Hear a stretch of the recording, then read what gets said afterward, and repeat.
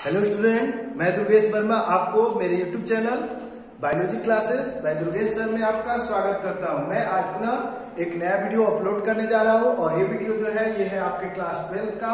और इस class 12th में आज जो हम लोग टॉपिक स्टडी करेंगे वो होगा आपका इनफर्टिलिटी के बारे में।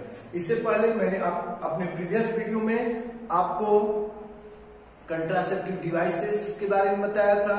आपको याद होगा ये सभी जो भी कंट्रासेप्शन के लिए मतलब population explosion and birth control भी मैंने आपको बता दिया था।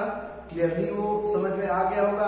आज का जो हम लोग का टॉपिक है वो है हम लोग का इनफर्टिलिटी। तो चलिए आज इनफर्टिलिटी के बारे में हम लोग जाने। ओके,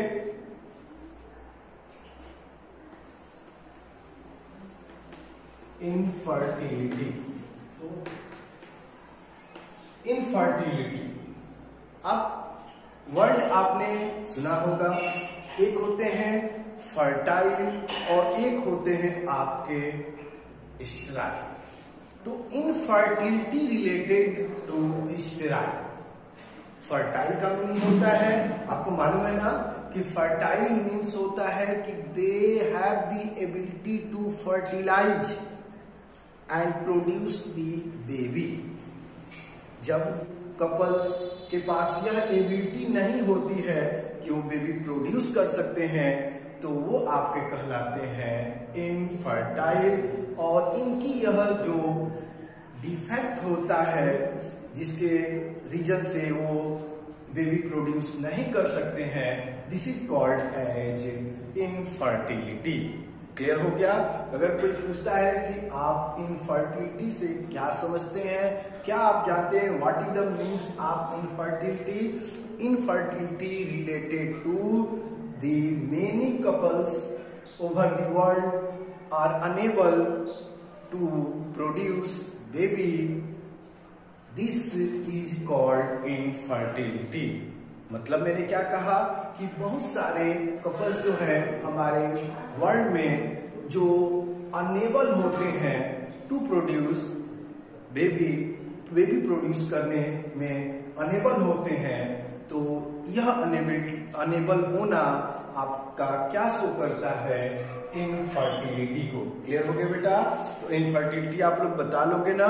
तो इनफर्टिलिटी क्लियर। तो इसमें मैंने आपको बताया स्टेराइल, इनको स्टेराइल भी बोल सकते हैं कि these are no able to produce baby, these are sterile and this inability या these are unable to produce baby, this is called as infertility. तो कई तरीके से मैंने आपको बताया इनफर्टिलिटी के बारे में। तो अगर आपको आ जाएगा लिखने को तो डिफाइन आप कर लोगे। क्या लिखोगे? Many couples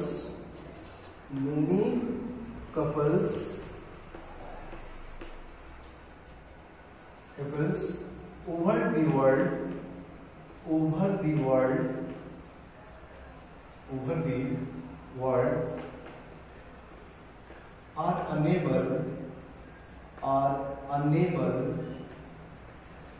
are unable to produce baby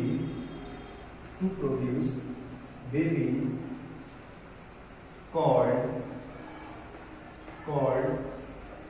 infertility। बहुत सारे जो कपल्स हैं वर्ल्ड में, पूरे वर्ल्ड में क्या होते हैं, वो अनेबल होते हैं क्या प्रोड्यूस करने के वो बेबी। तो ये क्या कहलाता है? इनफर्टिलिटी। ये आपका क्या कहलाता है? Infertility. And couples are called sterile. और जो कपल्स होते हैं वो उनको आप क्या बोलोगे? स्टेराइल। ओके बेटा? एंड उनकी यह अनेबिलिटी क्या कहलाती है? आपके इनफर्टिलिटी कहलाती है। और यह इनफर्टिलिटी जो है ये बहुत बड़ा प्रॉब्लम है। और इस प्रॉब्लम में लोग जो होते हैं इमोशनल, सोशल, इमोशनल अफेक्ट होते हैं। मतलब कहने का कि जब वो बेबी प्रोड्यूस नहीं कर पाते हैं तो इमोशनल होने का मतलब है, आपको मैंने जब ये लेसन स्टार्ट हुआ था तभी बताया था कि उनकी जो डिजायर होता है, उनके फैमिली का जो डिजायर होता है, वो जब फुलफिल नहीं हो पाता है तो उसको हम बोलते हैं इमोशनल। क्योंकि मैरिज जो होता है, मैरिज का रिलेशन जो होता है, जो कपल्स होते हैं मैरिज में, उनसे यही लोगों को भी होता है कि कुछ टाइम के बाद वो अपने जैसे बेबी को प्रोड्यूस करेंगे। वो इमोशनली जुड़े होते हैं, लेकिन जब वो नहीं प्रोड्यूस कर पाते हैं, वो बेबी प्रोड्यूस नहीं कर पाते हैं, तो उनको इमोशनली, और साथ में आपने देखा होगा अक्सर विलेज में अगर जो फीमेल बेबी प्रोड्यूस नहीं कर पाती है उनको सोशली लोग भी टॉर्चर करते हैं। बहुत सारे सोशली प्रॉब्लम उन पर क्रिएट किए जाते हैं, तो ये भी एक बहुत बड़ा प्रॉब्लम हो जाता है। और इस प्रॉब्लम का रीजन जो है वो आपका क्या होता है, इनफर्टिलिटी। तो ये बातें आप बताओ। ओके, अब इसके बाद हम लोग जानेंगे इनफर्टिलिटी के टाइप्स। तो आपको मैं बता दूं, इनफर्टिलिटी को 2 पार्ट में डिवाइड किया गया है। ये आप बताओगे। इनफर्टिलिटी जो होता है इसको 2 पार्ट्स में बेटा डिवाइड किया गया है। एक जो होता है वो होता है आपका प्राइमरी इनफर्टिलिटी। एक जो होता है वो क्या होता है आपका प्राइमरी इनफर्टिलिटी। और जो सेकेंड होता है वो आप नेम से ही क्लियर हो रहा है, प्राइमरी है तो क्या हो जाएगा बेटा, सेकेंडरी इनफर्टिलिटी। तो आप याद रखोगे। तो इनफर्टिलिटी कितने टाइप का होता है, primary infertility and secondary, that means 2 type. तो प्राइमरी इनफर्टिलिटी क्या होता है, प्राइमरी इनफर्टिलिटी का मतलब होता है कि जब कोई कपल्स मतलब अपने पूरे लाइफ में शुरू से ही अनेबल होते हैं, वो बेबी नहीं प्रोड्यूस कर सकते हैं, तो आपके कहलाता है, वह आपका कहलाता है प्राइमरी इनफर्टिलिटी। क्लियर हो रहा होगा। मतलब मेरा कहना क्या है कि जब शुरू से ही अगर कोई कपल्स हैं वो अनेबल होते हैं कि वो बेबी नहीं प्रोड्यूस कर सकते हैं, तो वो आपकी जो फर्टिलिटी होती है वो आपकी कौन सी फर्टिलिटी होती है, primary infertility. But secondary infertility क्या होता है, तो इसमें बताया गया है कि कुछ लोग जो होते हैं, कुछ कपल्स जो होते हैं, उनका 1 बेबी के बाद वो दोबारा उनके द्वारा बेबी प्रोड्यूस करने की एबिलिटी नहीं रह पाती है, नहीं होती है, तो वो आपकी जो यह जो एबिलिटी होती है, ये जो अनेबल होने की जो यह एबिलिटी होती है, तो वो आपका क्या कहलाता है, सेकेंडरी इनफर्टिलिटी। तो अगर प्राइमरी इनफर्टिलिटी बोलेगा तो क्या बताएंगे कि जब कोई पर्सन, जो कोई couples not able to produce baby from beginning of their life is called as, this type of infertility is called as primary infertility। Carefully समझना। और अगर सेकेंडरी इनफर्टिलिटी अगर कोई पूछेगा तो आप बताएंगे, in this type of infertility the couples is after producing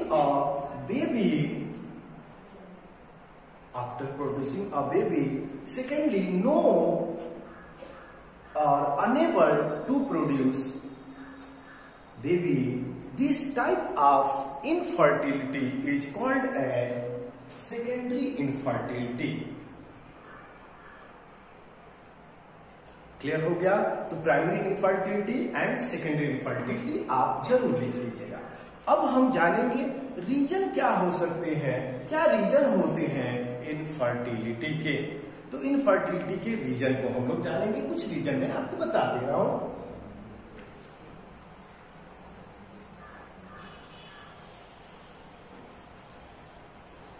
कुछ रीजन मैं आपको बता दूं।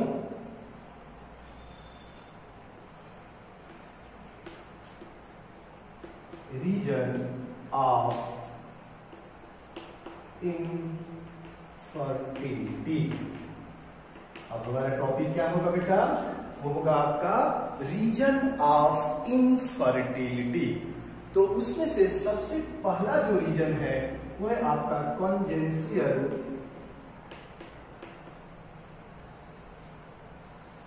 डिसऑर्डर। Congenital disorder disease. इसके बाद जो सेकेंडरी हो जाएगा वो होगा आपका ड्रग्स, ये आप बताओगे। इसके बाद आपका हो जाएगा psychological factor.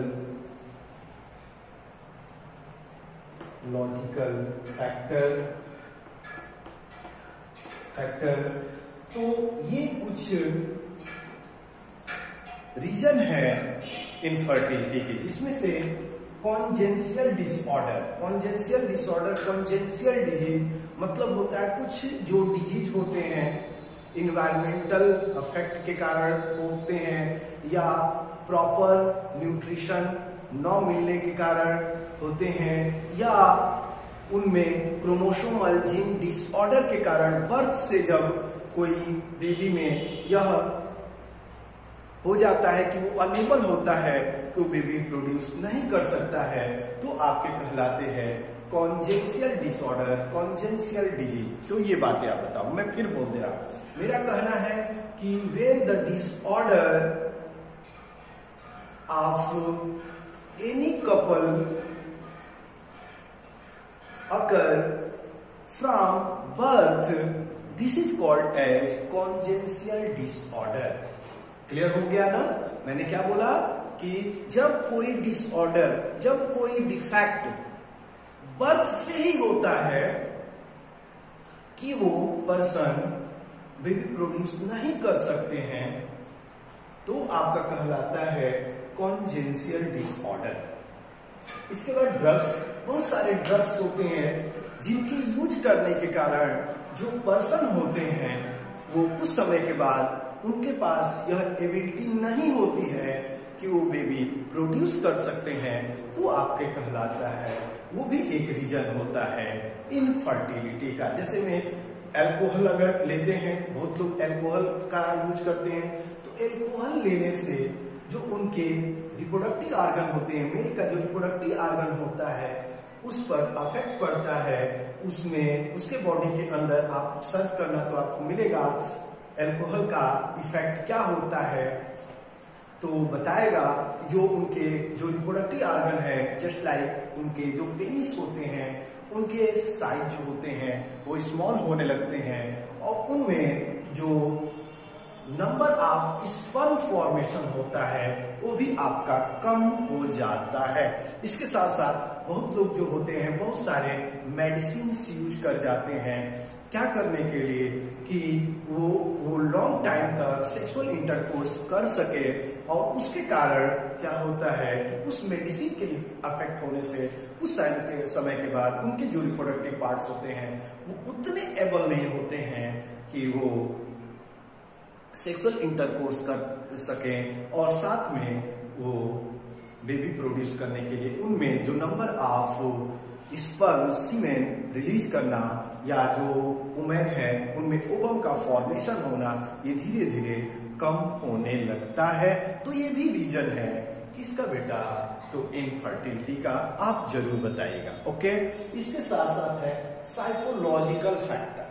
Psychological factor related है, जैसे कुछ जो बच्चे होते हैं प्यूबर्टी एज में कुछ उनसे गड़बड़ियां हो जाती हैं, कुछ गड़बड़ी होने के कारण वो ये अब थिंक कर लेते हैं कि वो इतने एबल नहीं है कि वो बेबी प्रोड्यूस कर सकते हैं आफ्टर मैरिज।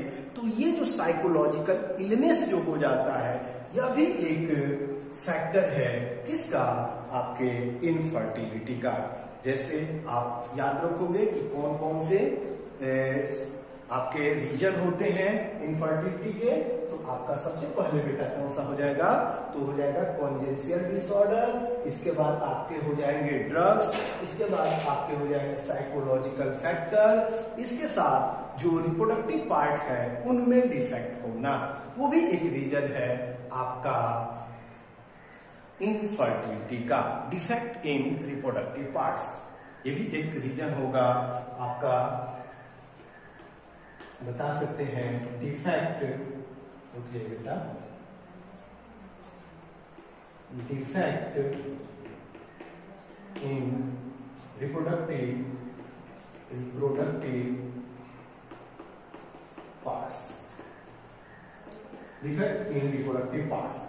और कुछ ऐसा भी होता है कि कुछ पर्सन के जो रिप्रोडक्टिव पार्ट्स होते हैं उनमें डिफेक्ट होने के कारण वो अनेबल होते हैं कि वो बेबी प्रोड्यूस कर सकते हैं, तो उसे वो भी एक रीजन होता है आपके इनफर्टिलिटी का।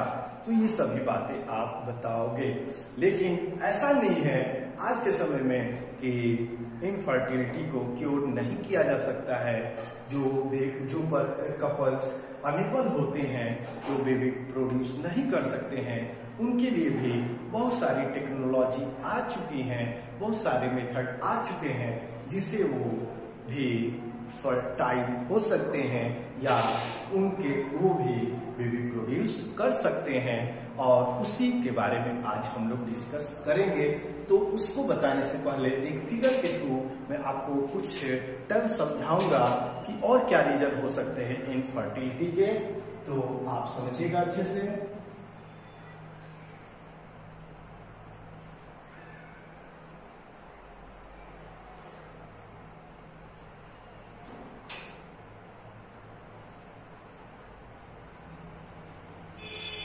यहाँ पर थोड़ा सा प्लेस कम होने के कारण ये मैं बता दूं। देखिए, पहला एक डिफेक्ट ये भी हो सकता है आपका कि ओवरी में ओवम का फॉर्मेशन ना हो, ओवरी में ओवम फॉर्म ना हो, एक ये डिफेक्ट हो सकता है। दूसरा हो सकता है कि ये जो फेलोपियन ट्यूब है, फेलोपियन ट्यूब ये आपका क्या हो, इतना नैरो हो कि इस पर इसको क्रॉसिंग न कर पाए, और यहाँ पर जो ओवम है इसके पास पहुंच न पाए, तो उसके कारण भी आपका जो पर्सन होते हैं वो अनेबल होते हैं, या जो मदर होती है अनेबल होती हैं टू प्रोड्यूस बेबी।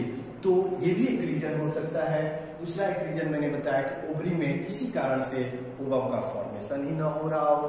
अगर ओवम का फॉर्मेशन होने के बाद अगर वो फैलोपियन ट्यूब में आ रहा है, लेकिन फैलोपियन ट्यूब नैरो हो, तो उसके कारण भी आपका वो अनेबल होंगे टू प्रोड्यूस बेबी, ये रीजन हो सकता है। इसके बाद अगर कोई पूछे तो ये भी हो सकता है आपका कि जो यूटेरस वाला रीजन, जो आपका ये सब तो आप बता लोगे।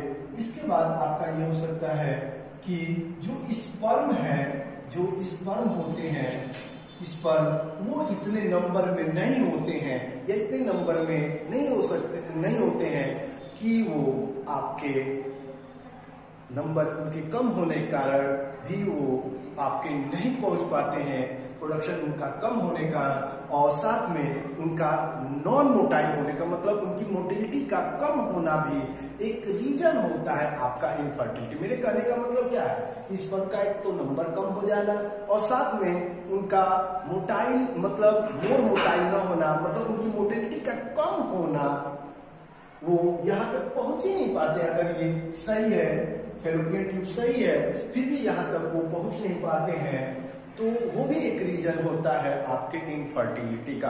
तो इनफर्टिलिटी के बहुत सारे रीजन होते हैं, तो ये बातें आप बता सकते हो।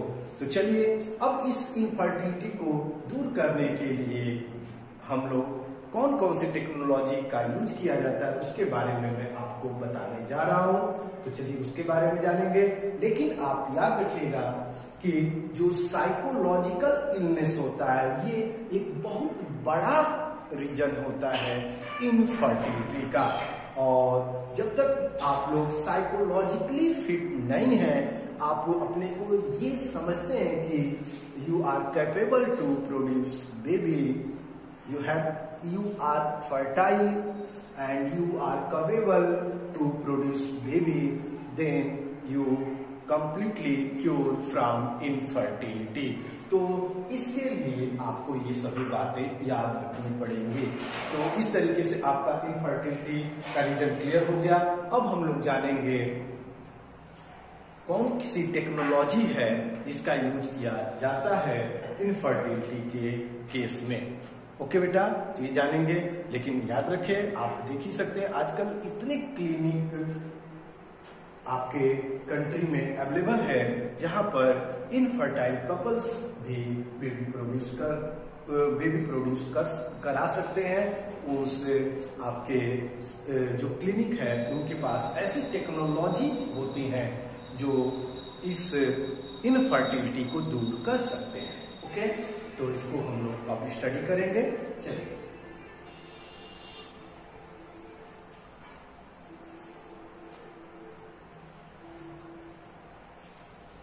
तो आपके बुक में इसके लिए एक टेक्नोलॉजी लिखी गई है जिसका नेम लिखा गया है ART। आप देख सकते हैं ART का नेम दिया गया है।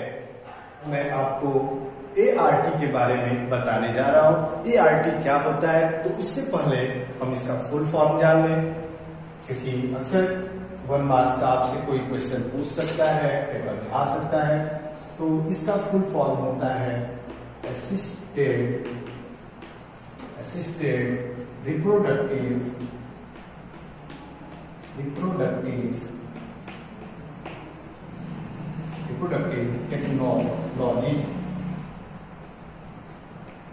टेक्नोलॉजी।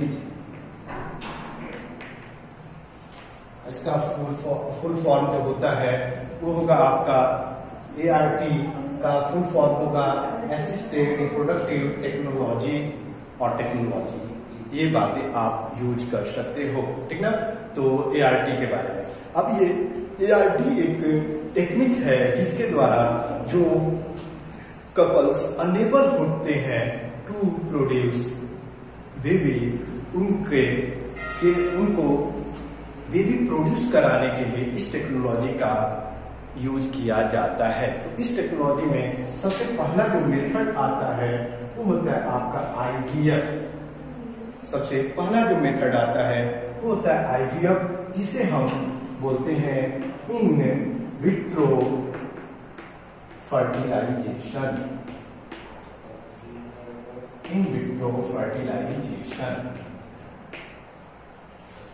और एक और होता है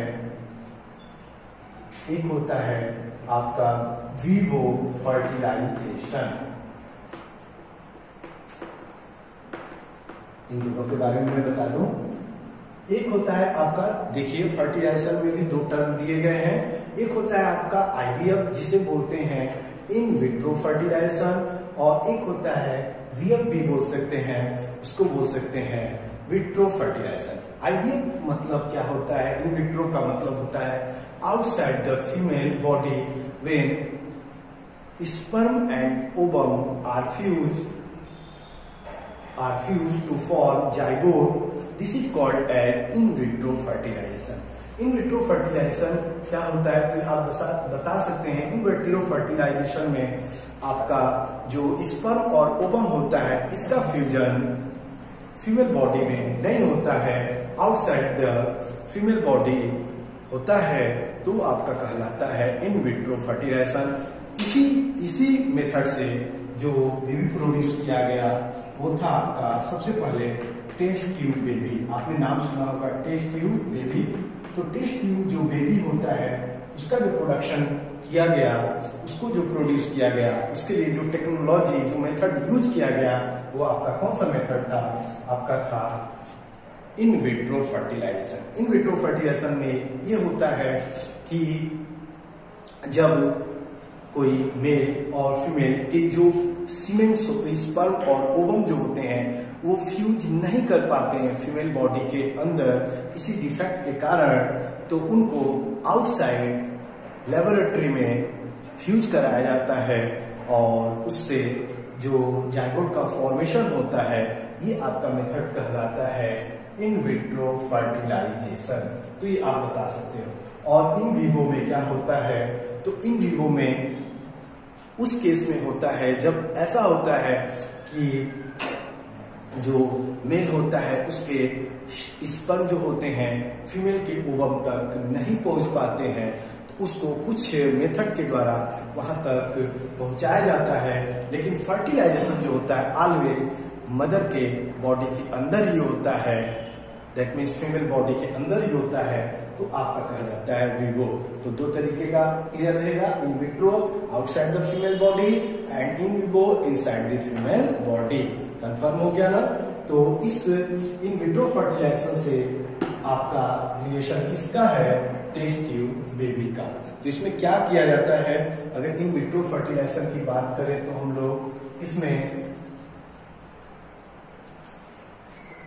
डोनर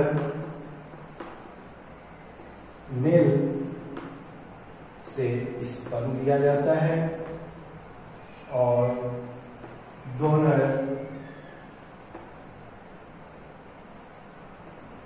फीमेल से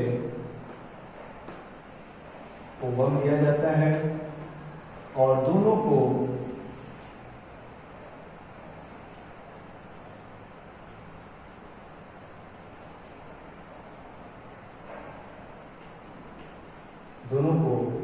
लेबोरेटरी में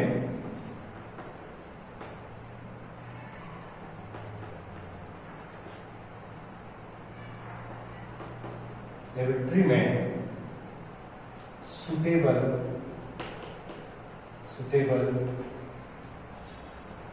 कल्चर मीडियम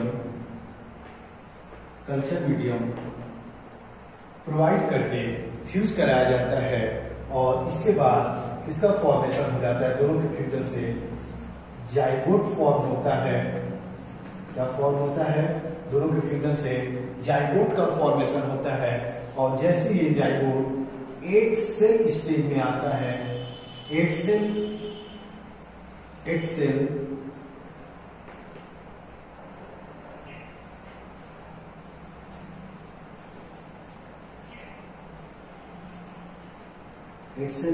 स्टेज में आता है, तो उसको फिर फीमेल बॉडी में ट्रांसफर कर दिया जाता है।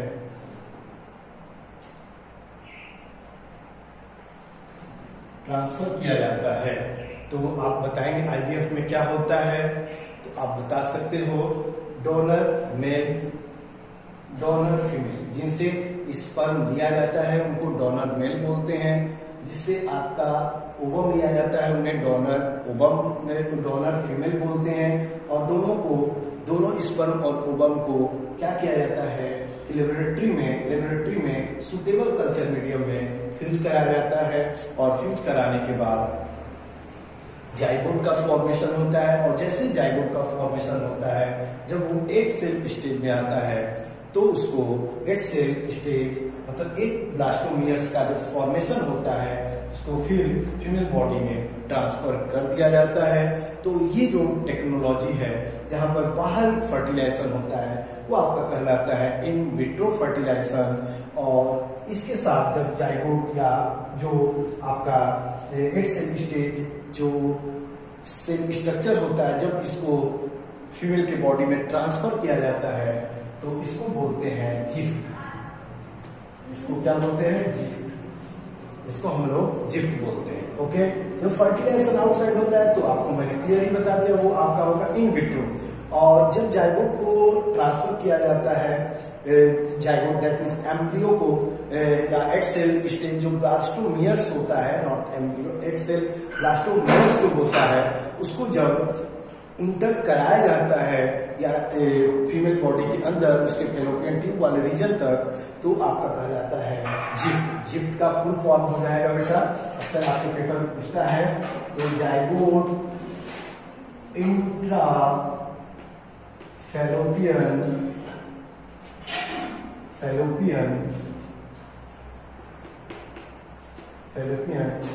Tube transfer. इसका फुल फॉर्म होता है जाइगोट इंट्राफैलोपियन ट्यूब ट्रांसफर और जाइगोट इंट्राफैलोपियन ट्रांसफर।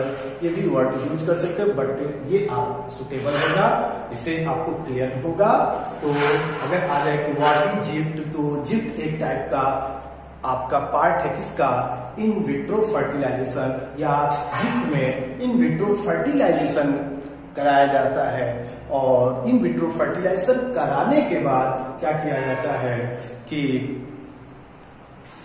फीमेल बॉडी के अंदर इस जो 8 सेल स्टेज जो आपका ब्लास्टोमियर्स 8 सेल स्टेज ब्लास्टोमियर का जो फॉर्मेशन होता है उसको फीमेल के बॉडी में ट्रांसफर कर दिया जाता है। तो ये आपका कहलाता है जिफ्ट। तो ये कब किया जाता है, ऐसा कब किया जाता है, जब फेलोपियन ट्यूब में कोई डिफेक्ट हो जाए, फेलोपियन ट्यूब नैरो हो, जहां जिसके कारण फर्टिलाइजेशन वहां पर नहीं हो पा रहा हो, जबकि मेल और फीमेल दोनों एबल हो क्या प्रोड्यूस करने के लिए आपका स्पर्म एंड ओवम। तो इस टेक्नोलॉजी का प्रयोग किया जाता है। तो मैं आशा करता हूं कि आपको gift technology and IVF clearly समझ में आ गया होगा।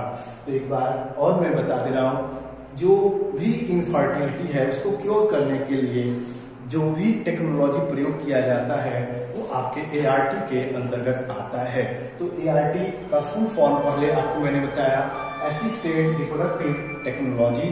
और इसमें जो टर्म यूज किया मैंने सबसे पहले वो था आपका IVF। इसमें 2 तरीके का फर्टिलाइजेशन होता है, एक IVF होता है जिसे बोलते हैं इन विट्रो फर्टिलाइजेशन, और एक होता है आपका vivo fertilisation. In vitro fertilisation का मीनिंग मैंने बताया कि when the fusion of male and female gamete sperm and ovum takes place outside the female body, this is called in vitro fertilization, and when the sperm and ovum fusion takes place inside the female body, this is called as vivo fertilization। Clear हो गया।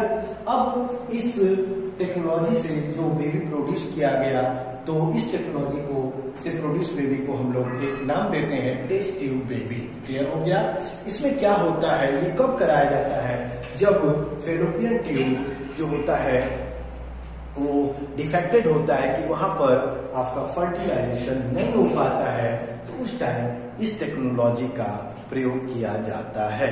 तो इसमें क्या किया जाता है, सबसे पहले जो मेल होता है उससे स्पर्म को लिया जाता है, फीमेल के बॉडी से ओवम को लिया जाता है, और दोनों के स्पर्म और ओवम को लेबोरेटरी में एक सुटेबल कल्चर मीडियम में फ्यूज कराया जाता है और जाइगोट का फॉर्मेशन होता है। जब ये जाइगोट जो होता है 8 सेल स्टेज में आता है, उसको पुनः फीमेल के बॉडी में ट्रांसफर कर दिया जाता है, ताकि फीमेल के फेलोपियन ट्यूब में ट्रांसफर कर दिया जाता है। तो इस तरीके से जाइगोट का इस पार्ट में कन्वर्ट होकर 8 सेल स्टेज में आने के बाद जब उसको फीमेल के बॉडी में ट्रांसफर कर दिया जाता है, तो आपका कहलाता है जाइगोट जिफ्ट, और इसका फुल फॉर्म होता है जाइगोट इंट्राफैलोपियन ट्यूब ट्रांसफर।